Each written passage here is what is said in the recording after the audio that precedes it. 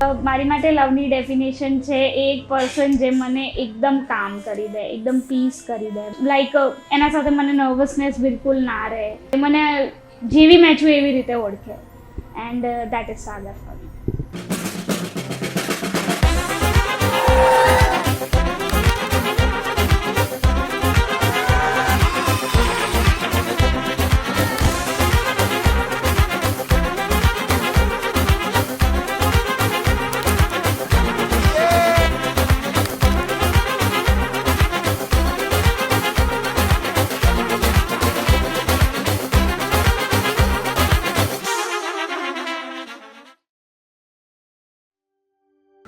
મેં પહેલી વાર જ્યારે એને જોયો હતો ત્યારે અમે એરપોર્ટ પર મળ્યા હતા, જ્યારે લાસ્ટ યર દિવાળી ટાઈમ પર આવ્યો હતો, એન્ડ અમે after 2 years of long distance talking અમે ફાઇનલી લાઈવ મળતા હતા. એન્ડ આઈ રિમેમ્બર એને મને હું તો બહુ જ નર્વસ હતી ફર્સ્ટ ટાઈમ કે ઓનલાઈન વાત કરેલી છે અને લાઈવ વાત કરેલી છે, એમાં કોઈ ડિફરન્સ આવશે, કોઈ ચેન્જ આવશે, શું હશે. અને એને મને કીધું હતું કે એને બી એરપોર્ટમાં ઉતરીને પછી મિરરમાં 10 વાર જોઈને પ્રેક્ટિસ કર્યું હતું કે મને શું બોલવાનું છે. रूह का पता मेरी तेरी रूह में पा लिया.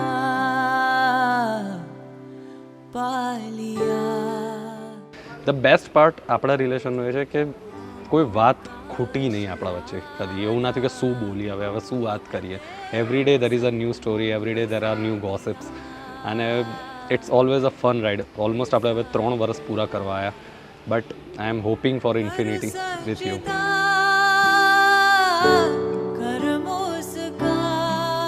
કૃષ્ણા એકદમ સેન્સિટિવ છે, પણ બહુ જ લવેબલ ને બહુ જ કેર રાખનારી છોકરી છે. એવી છે અમારા માટે તો દીકરી નહીં, એ દીકરો જ છે.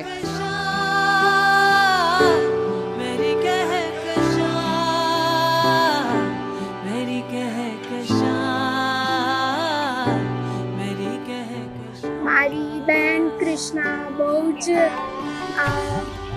કહેવાય કે એકદમ એ સ્ટ્રોંગ હેડેડ છે, બટ એ સેન્સિટિવ પણ છે. અગર એ ના હોત તો મને નહીં ખબર કે મેં અડધી વસ્તુઓ લાઈફમાં કેવી રીતે કરી હોત, કારણ કે મેં અડધીથી વધારે એના પર જ ડિપેન્ડેન્ટ છું.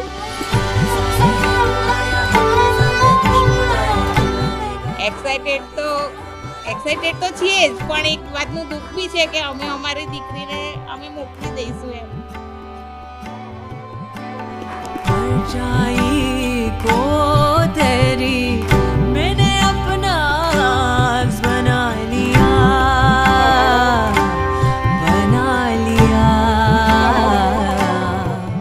મમ્મી પપ્પાને થેન્ક યુ કહેવા માંગુ છું, એમને મારા માટે જે બી કર્યું છે, અને હું પ્રોમિસ આપવા માંગુ છું કે હું બી તમારા માટે એટલું જ કરવાનું ટ્રાય કરીશ જેટલું તમે કર્યું છે, એવા જ મનથી કરવાનું ટ્રાય કરીશ જેવું તમે કર્યું છે.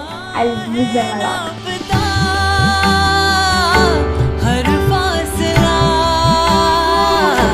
तेरे मेरे अब दरमियां हो अरमान पूरे जहान तू है मेरा वो आसमान.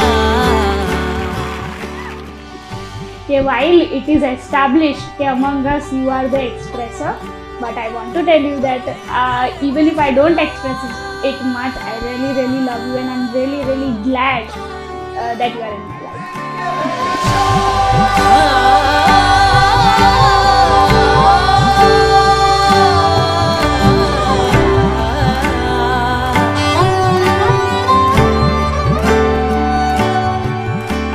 બસ એ શાંતિથી જેવી એની અત્યાર સુધીની લાઈફ ગઈ છે, આગળની લાઈફ બી એની એવી જ રીતે જાય અને એ બંને હળીમળીને સુખેથી શાંતિથી રહે. બસ અમે એ જ ઈચ્છીએ છીએ.